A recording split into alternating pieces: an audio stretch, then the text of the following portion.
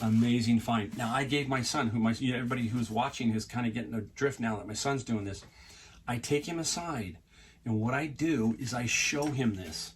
I don't tell him about it. I actually take it to him. Say, see this box? See what's inside this box? I want him to learn with his eyes. You have to learn with your eyes.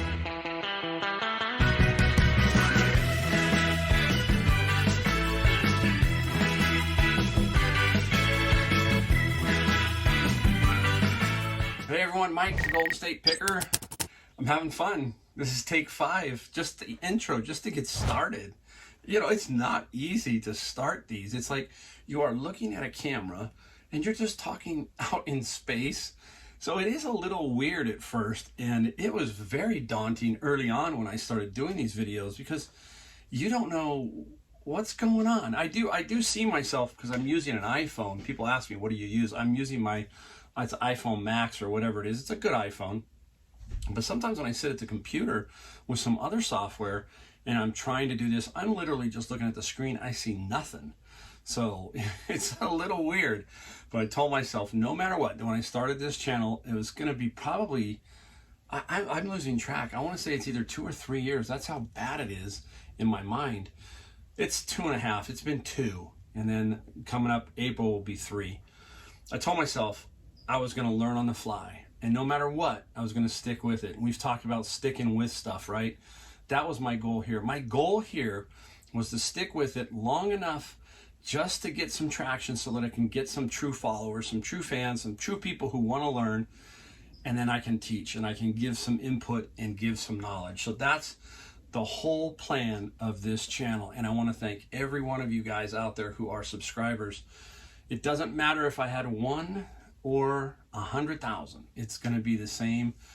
I just needed to learn. You know, that's it. That's what you got to do. You got to learn. I had to learn how to pick. I had to learn how to do YouTube. And what I like is I'm kind of hard-headed. My wife will tell you that. I like to learn on my own. It's kind of a fault maybe for me for not asking for help sometimes. I've always believed it's always out there. I just need to find it. That's me. I just need to find it. Once I find it, I'm going to make a go of it. And that's exactly what's happening with my reselling. If you have seen my videos, you know what I'm talking about. There's more to come. I can't wait for the third quarter to end so I can do a truly good third quarter product where I screwed up the July one and I gave the gross and had to come back and do the net, and I made the wrong video and it just got to be a mess. I want to give it a solid look so people can really get a feel for what I'm doing and what is possible. All right. So, hey, there you go. That's a simple little intro tonight. Don't want to get too long because I've got quite a few things, and I think we'll talk around all of these items because we got quite a few good items that are interesting. I like that. I like when I have interesting items or things that are just, you know, just a little different and everybody can find. That's kind of the way I want it to be. And occasionally I'm going to find something pretty special, but that's everybody, every picker, right? And, you know, we have a lot of little dogs behind here. I got 1,000 dogs. They're back here. I got to get rid of these. So, all right, that's enough. Let's get rolling. Let's start off with something really simple. And people say, baseball season, it's dying. Well, you can still sell some baseball bats. And I sold one right here. This one here is a Louisville one, and it sold for $40 plus $15 shipping. Now, you can sell bats all year long. They do get a little bit slow during the winter, obviously, but give you some knowledge because I've talked about it before, and I think you must gain knowledge of each item so that you know what you're holding and what you're picking up. Yes, everybody goes, that's a baseball bat. Okay, what kind of baseball bat? Hardball, softball? And what does all of this mumbo jumbo on this baseball bat mean? Minus 11, all of that. What's that mean? Minus 11. In softball and hardball jargon, what it means is drop 11. That's what they call it. Okay, so when you hear somebody say, hey, that's a drop 11 bat. This bat here, just to show you, is 29 inches long, and the weight is 18 ounces. So take away 11 So take away 18 from 29 and you come up with 11. That's drop 11. Don't ask me any more about it than that. This is a hardball bat, and it will tell you generally on here if it's, you know, for softball or a hardball bat. You got to know those. You can't use one versus the other in the leagues. The umpires check them. All right, so there's a little bit of knowledge. So now you lock that away when it comes to bats. I will tell you some bats can go for $300, $400, $500. So that should get your attention too. It gets mine.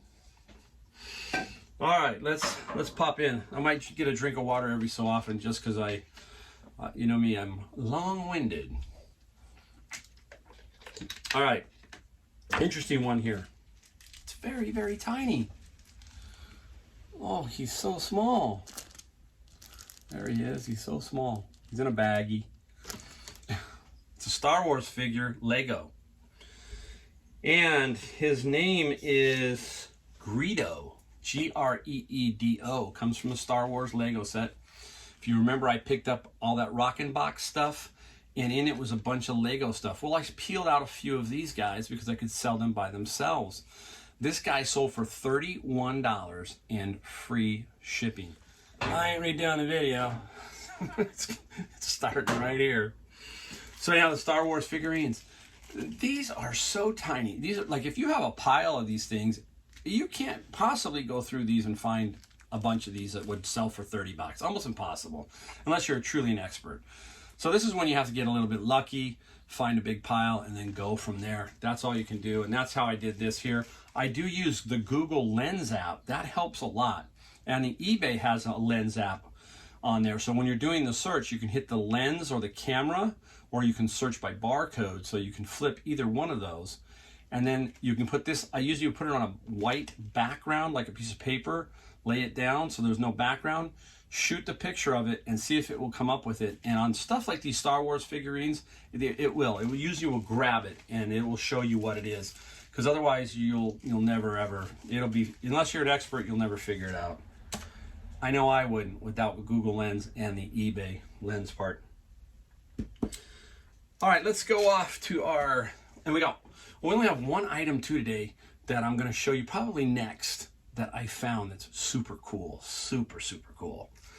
Forgot to tell you that, but I'm going to drop it in here because I want to make sure I get it in the middle at least somewhere. But we'll go with this first. More Rolling Stones mini LPs. I don't, almost every video it seems like I have some of these, right? Here's another $60 sale.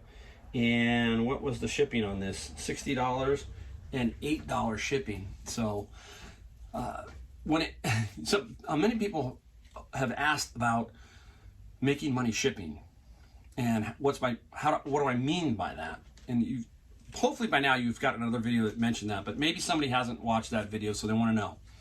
What I mean by that is, I figure we have to package it, we have to use our boxes, we have to use our bubble wrap, we have to use our tape, etc. That's cost.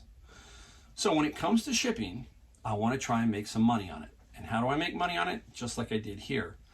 These are 2 Rolling Stones albums that will go under 1 pound. These I'm shipping first class. They're paying good money for these. I'm not going to send them US media mail and deal with that disaster. So this will go first class. Now I charged $8. The highest dollar amount on first class is $5.95. I'm going to use a box that costs me about 30 cents. These will probably run about $4.95, $5. So I am going to make $3 off of that shipping. Okay, so that's what I mean by making money off the shipping. Now, the way I do it is I batch my orders. I batch. I mean, one day is a batch. So let's say I have 10 items, just for a example, 10 items, and each item I make $2 off the shipping, just as an example, after boxing and everything. So I make $20. Okay, so now I've made $20. So let's say you make $10 a day on your shipping, just for an easy number, and you do it every day of the year, so 365 days. That's $3,650 off of the shipping. So off the shipping, that might be a trip. You know, trip to Disneyland, Disney World. I know it's expensive, but who knows? You may live in Florida or you may live in North Carolina. You drive down there and you can do it for that. I have to go to Disneyland if I want to do it that way. It might cost me $3,000 just to get in the park. So anyhow, I do really well. And I will try and, when you hear me say, and I made $30 shipping, you kind of will understand what I'm talking about, meaning I made on this particular item $30 shipping. Do I say, should I refund it to the buyer? Well, in my opinion, no. We have an agreement. Number two, it's my time, my box, my everything, right? It's my time. You have to think that way. That's one reason why I don't set free shipping. I want to track this and I want to have it separated out. So I play the psychology game. People will always look for the lowest price, so I get mine to the top with the lowest price. Yes, it does calculate that shipping and kind of push it up there. And if I'm doing both the right way, meaning the price and the shipping, let's say that the price is 30 and the shipping is 20, I set it for 30 with 20 shipping, that then gets pushed to the top because it's the lowest, because I'm making sure that the combination of the two is the lowest price.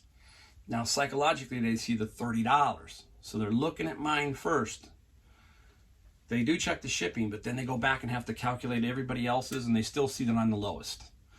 That's the thinking. That's how I think. And the other thing that I do is I always set the bigger electronics all the way for the East Coast. So I know exact example, amplifier, automatically $49.95. $49.95.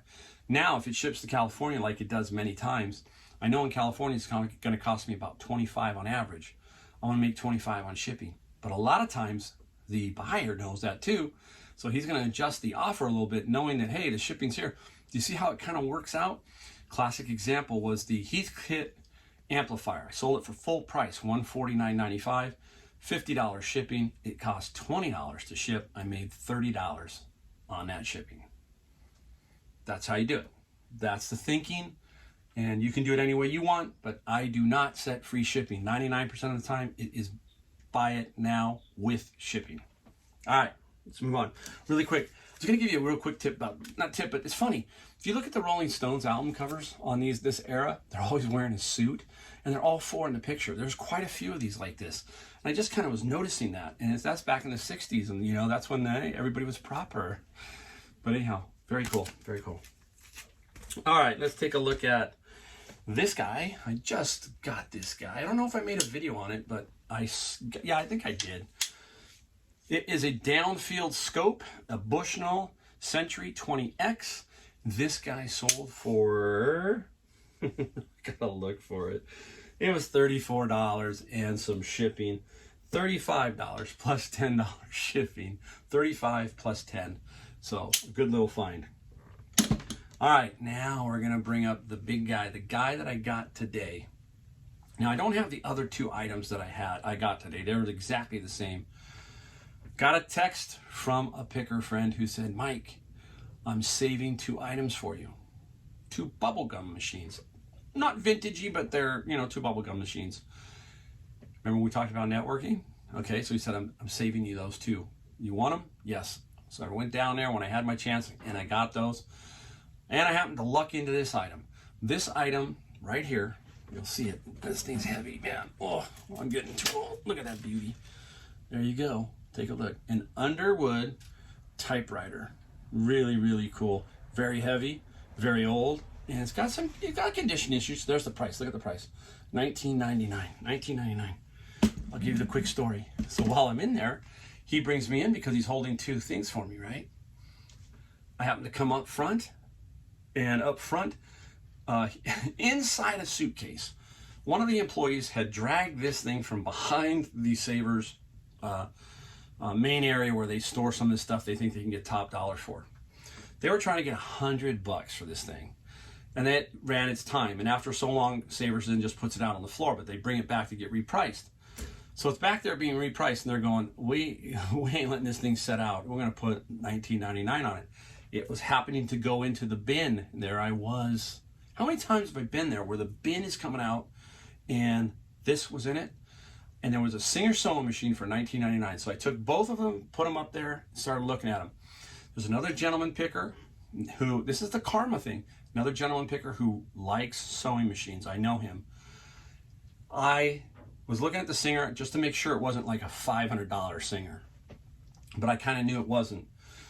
So he's looking at it. He also likes typewriters, but I knew the typewriter was going home, so the typewriter was coming with me. He goes, well, if you don't like the sewing machine, can I have it? And I said, you sure can. If I don't like it, you can have it. And I kind of knew, sorry, I'm gonna take a drink. I kind of knew that it wasn't all that great, but I knew he was more of a collector and that kind of thing. So you know what? I said, sure, you take the Singer, I'm gonna take the typewriter. See, that's the way we work in the store. You know, I got some help from him. He really wanted this Singer. You give him the Singer.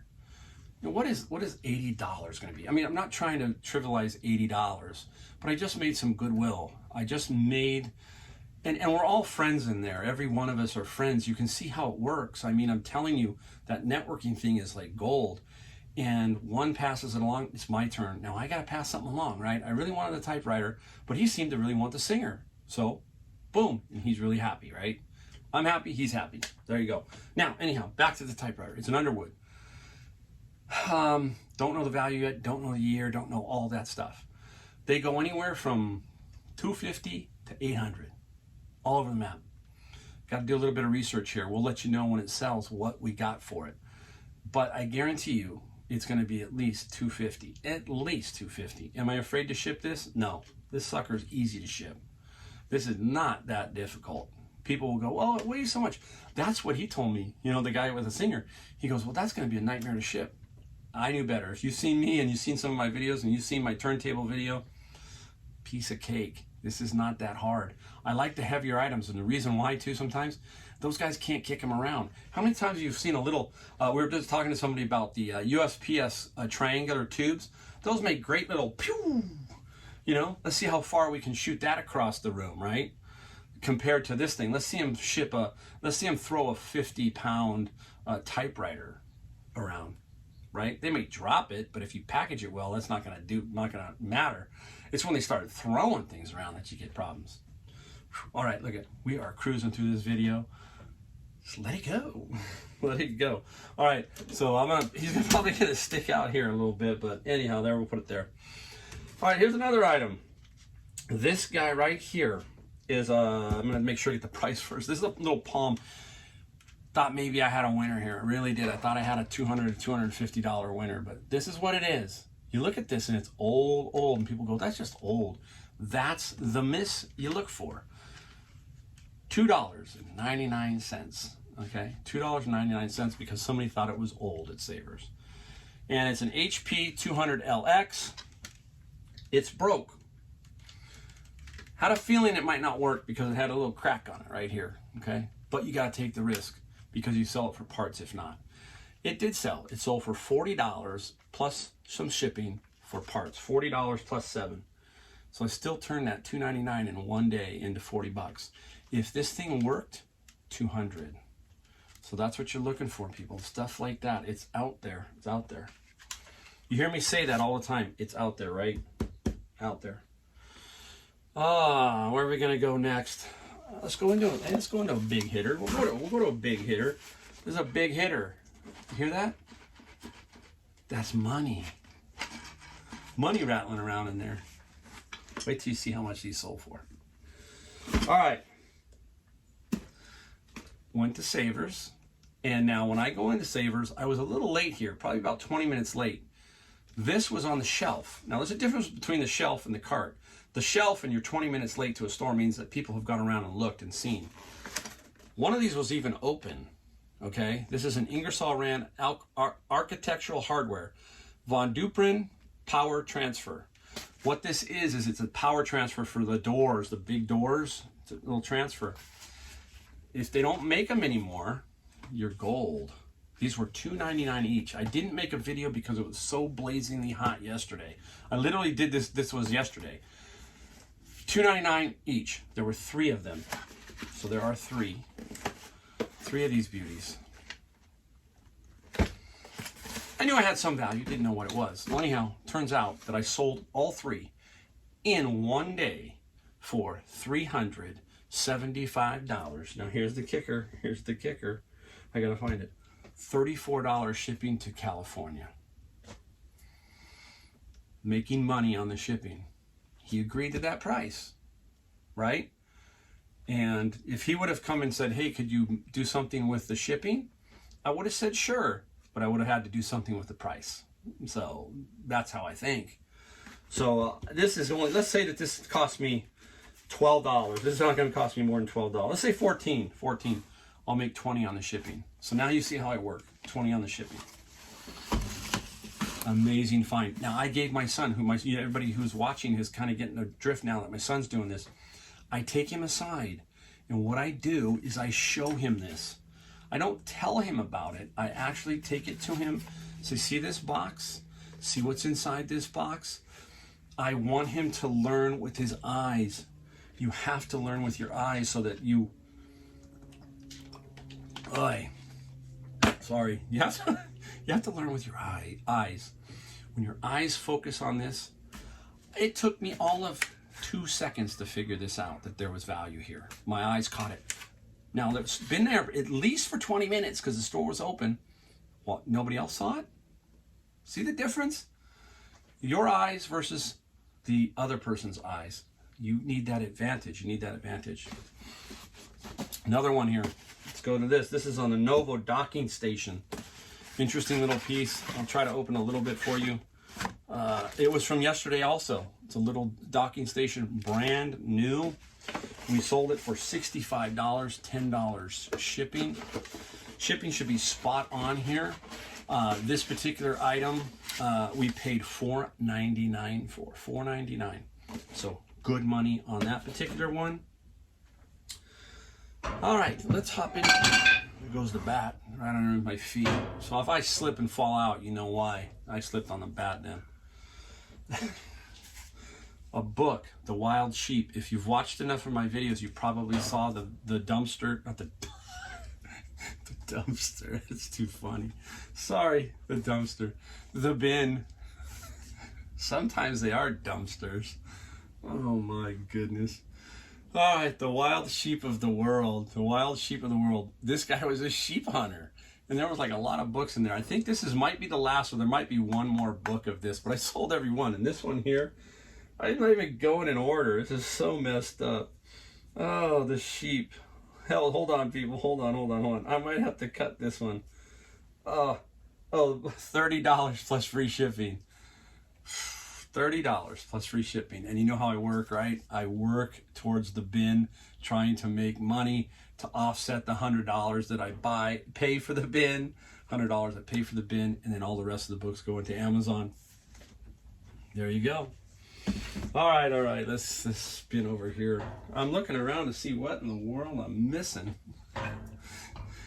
This is what happens when you are in this garage. I mean, you have to, I'm using the washer and dryer. I've got the bike over here. It's just a bike that you usually see. It's got something on it. It's everywhere. But that's what it's about. That's how it is. It's just organic. It just happens. And that's the way I do this here. All right, an album. I want to show you an album. It's cool. Earth, Wind, and Fire. The hit song Boogie Wonderland is in this album. Quick story. Because I always like to, when I see something like this, it brings a memory back to me, right? So back in the 70s when Earth, Wind, and Fire was popular, the 76 to 80 era, in my house, before school, there was 3 of them, my brother, my sister, and me, and we always were able to play at least one song. My mom would let us play one song on the console. Those consoles were cool. They sounded so cool. My sister was Earth, Wind, and Fire Gratitude. She really loved that live album, and so she would always play Reasons or September or whatever song. And that was really cool. And I remember my brother, he was David Bowie, and he would play jive. Not David Bowie. It was the Bee Gees. Jive Talkin'. He would play Jive Talkin'. And then there was the Rocker Me. I would either have like Cheap Trick live at Budokan or Rick Derringer. How many of you know who Rick Derringer is? And he would play a Teenage Love Affair. That song was my era right there. Teenage Love Affair. So we would each get one song before we go to school. There was no fighting, and we would play the music, and it was cool. So this reminds me of my sister. That's all. Just reminds me of my sister. All right, let's go. We got, I think, 2 more. We're gonna pound this out real quick here. Real basic flea market grab. I didn't pay much for these. I think I paid about $5 or $8. These are Sunbeam rocket grills, so they're little pouches to this rocket grill. So I imagine they're pretty hard to find. I got $56 in free shipping. Not a ton of money, but still a bread and butter one. Everybody can find these at garage sales. All of you can. So keep your eye out for these. Working our way. We're just trying to make sure. It looks like I got this last one, and it's not like I'm saving it because it's great, but it's kind of interesting. It's an interesting one. It's just a newspaper headline. Ceasefire. Okay, so that is the ceasefire in, I think, Vietnam. This is 1973, January 24th, the Anchorage, Alaska headline. And this guy got, I think it was $14. The headline was, the newspaper was $14 plus $7 shipping. They're not that easy to ship because you don't want to fold them. So they got to go flat.